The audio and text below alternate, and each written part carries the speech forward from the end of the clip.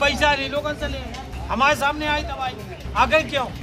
आओ डॉक्टर साहब, आओ आपके पास।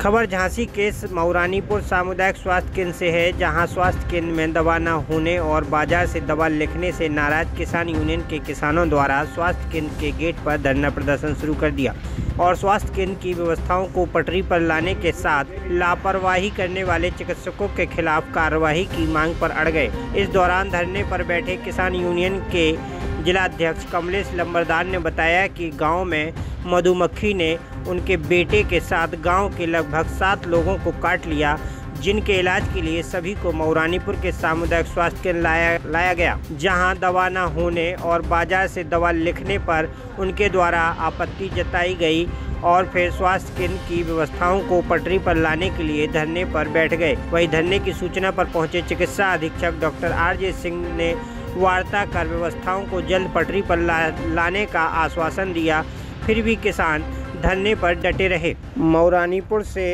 सागर सैनी के साथ अमित राजपूत की। किस समस्या को लेकर आप धरने में बैठे हैं आज आप? यहाँ मऊरानीपुर प्राथमिक स्वास्थ्य केंद्र पर दवा का अभाव है।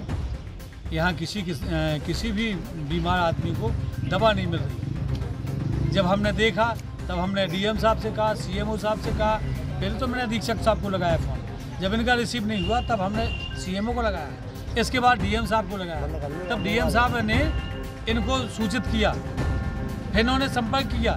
संपर्क के बाद तो दवा आ गई, लेकिन हमें ये भरोसा नहीं है कि यहाँ दवाएं क्यों नहीं हैं। अभी परसों मुख्यमंत्री साहब के सामने DM साहब और CM साहब चर्चा कर रहे कि झांसी में खुशहाली है, झांसी में बहुत व्यवस्था है दवाओं की। तो आज दवाएं यहाँ है नहीं CSC केंद्र पे, बड़ी शर्म की बात है।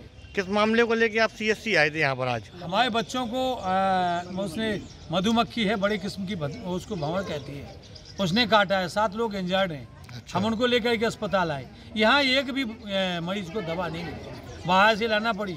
वो भी जो 60 रुपये मिलती है, डॉक्टर साहब है, इनका नाम पता नहीं क्या है, इन्होंने कितने की लिखी? वो 260 रुपये की लिखी।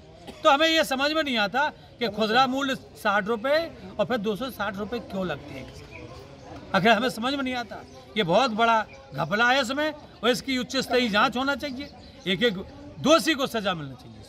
आपका कहने का मतलब है जो सरकारी दवाइयाँ आती हैं उनका इस्तेमाल न करके प्राइवेट दवाएं मंगाई जा रही हैं। पता नहीं वो कहाँ जाती। सीधी गाड़ियाँ, हमारी बात हुई उनसे, क्या कहना चाहिए, CMO साहब से, उन्हें कहा गाड़ी हमने अभी बेची है, तो पूरी गाड़ी कहाँ चली गई? कोई कहता है जांच का विषय है। इसमें क्या जांच का विषय? क्या कह रहे हैं? अब आपकी बात हुई कि अब तो उन्होंने निकाल दिया कि है दवाएं हमारे पास। अभी थोड़ी देर पहले नहीं थी, अब आ गई। अब तो भर गया भंडार, हमारे सामने आई है, हमने निकलवाई, हमारे सामने आई है।